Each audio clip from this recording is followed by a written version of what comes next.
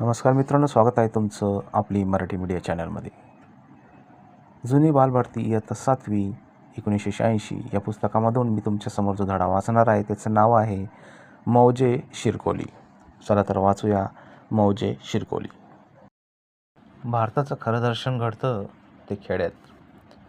मौजे शिरकोली हे असंच एक खेडं, अनेक लाखातील एक. पुण्यापासून 30 किलोमीटर अंतरावर.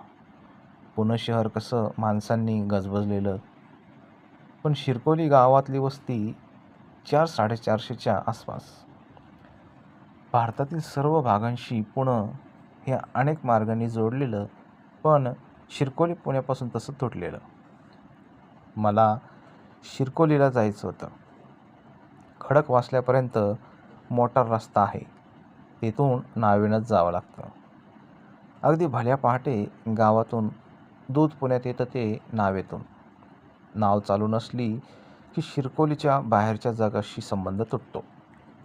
दळणवळण होऊ शकेल असं साधनच नाही. गावात रस्ते तरी आहेत का? मुळीच नाहीत.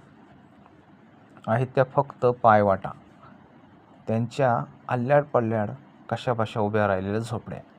तुम्हाला पाणी प्यायला हवं असेल तर 1 किलोमीटर तरी चालत जावं लागेल आणि पाणी आणावं लागेल. इथं पाऊस मात्र पडतो धुवाधार. पावसाळ्याच्या 3 महिन्यात वारेमाप पाऊस पडतो, पण जमिनीतून मिळणारं पीक मात्र बेताचं. भात नाही तर जाडं-भरडं धान्य पिकवावं आणि त्याच्यावर कशी तरी गुजराण करावी हे इथलं जीणं. तसं हाताला काम नाही.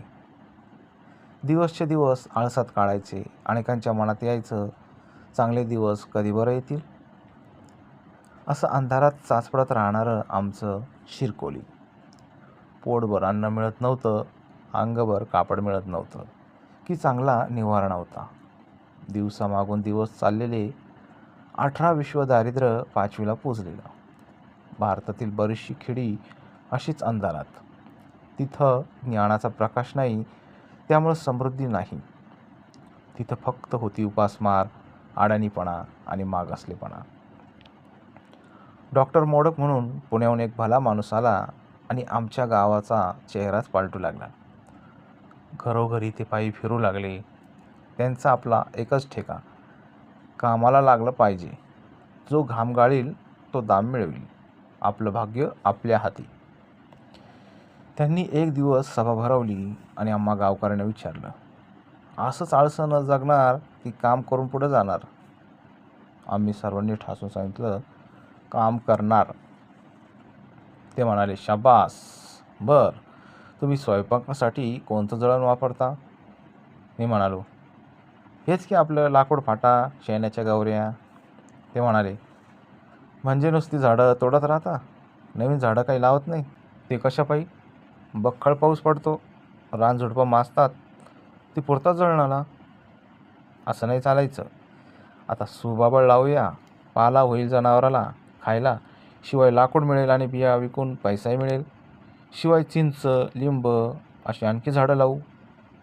आम्ही लागलो कामाला. गावात लागवडीखाली नसलेली जमीन होती, असेल 100 हेक्टर. स्वयंपाकासाठी जळण हवं होतं. गावात वीज नव्हती. प्यायला पाणी आणायचं म्हणजे नदीवर पंप बसवायला पाहिजे. शेताला पाणी द्यायचं म्हणजे पंप पाहिजेच. मुबलक ऊर्जा असती तर छोटा उद्योगधंदा करता आला असता आणि 4 पैसे काठीला बांधले असते. हे सगळं करायचं तर सर्वांनी काम केलं पाहिजे. योजना आखून खांद्याला खांदा भिडवला पाहिजे. आम्ही दररोज भेटत होतो. डॉक्टर मोडक यांच्याबरोबर बोलत होतो. ते एक दिवस म्हणाले, तुमच्या गावात कितीतरी नैसर्गिक संपत्ती आहे. लागवडीखाली न आलेली जमीन आहे. पावसाचे महिने सोडले तर सूर्याची शक्ती मिळू शकते. सुसाट वाऱ्यापासूनही शक्ती मिळू शकेल. प्राण्यांच्या मलमूत्रापासून गोबर गॅस मिळू शकेल. ते बोलत राहिले. आम्ही लक्ष देऊन ऐकत होतो. माझ्या मनात आलं, एवढी संपत्ती आपल्याजवळ आहे, तरी आपण उगीचच नशिबाला बोल लावत एक दिवस ढकलत होतो. पहिलं काम म्हणजे सुमारे 100 हेक्टर जमीन मशागत करून लागवडीखाली आणायची. यापैकी 40-50 हेक्टर जमीन केवळ जळणासाठी लागणाऱ्या लाकूड फाट्यासाठी वापरायची. सुबाबळीची रोपं लावली की ती झपाट्यानं वाढतात. पाणी फारसं लागत नाही. शिवाय बांबूची लागवड करून पैसे उभे करता येतील व वेदकामासारखा पैसा देणारा उद्योग सुरू होईल. औषधी वनस्पतींची रोपं लावून फायदा मिळवता येईल. चाऱ्यासाठी गवत मिळालं तर दुधाचं उत्पन्न वाढेल, पण आपल्या पोराबाळांना दूध न देता दूध विकायचं नाही. मौजे शिरकोली कामाला लागलं. अनेक हात राबू लागले. लहान थोर बायका पुरुष झटू लागले. आपले हात हीच आपली शक्ती, हीच आपली ऊर्जा. रामदासांनी म्हटलंच आहे, क्रियेविणं वाचाळता व्यर्थ आहे.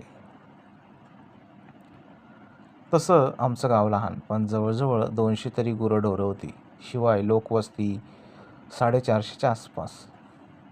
छोट्या वाड्यांनी मिळून बनलेलं हे गाव. पडवळवाडी, वैतागवाडी, साळकरवाडी, बोरगेवाडी, मधाळेवाडी या सर्व मिळून 60-65 कुटुंब. मग 3 गोबर गॅस सुरू करायचे. गाव तिथं गोबर गॅस अशी घोषणा देण्यापेक्षा प्रत्यक्ष गोबर गॅस टाकी लावायची असं ठरलं. इच्छा आहे तिथं मार्ग आहेच.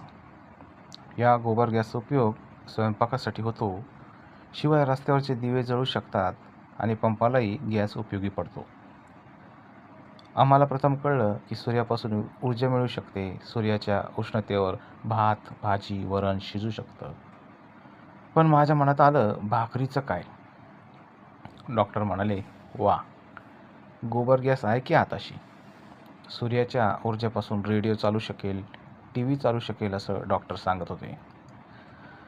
तसं आमचं गाव गरीब, मात्र पावसाची आणि वाऱ्याची कृपा आमच्या गावावर भरपूर आहे. डॉक्टर म्हणाले, हा भनाणणारा वारा 12 किलोमीटर वेगाने वाहतो. आपण पवनचक्की उभी करू.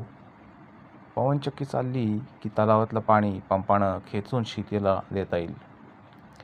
आमच्या गावाला लागणारी ऊर्जा निर्माण करण्याची साधनसंपत्ती आमच्याजवळ पडून होती. तिचा उपयोग करून विकास केला पाहिजे, हे आमच्या कधी लक्षातच आलं नव्हतं. गावाच्या विकासाला काय काय लागतं? अन्नधान्य लागतं, प्यायला पाणी लागतं, शेताला पाणी लागतं. तर मग ऊर्जा निर्माण केली पाहिजे. मनुष्य विचार करत नाही, त्यामुळं पृथ्वी करत नाही. म्हणून गाव बदलत नाही. आता हे चालायचं नाही. मौजे शिरकोलीचं रूप येत्या 3-4 वर्षात पालटेल. विचार करता करता भविष्याची सोनेरी स्वप्न माझ्यासमोर तरळू लागली.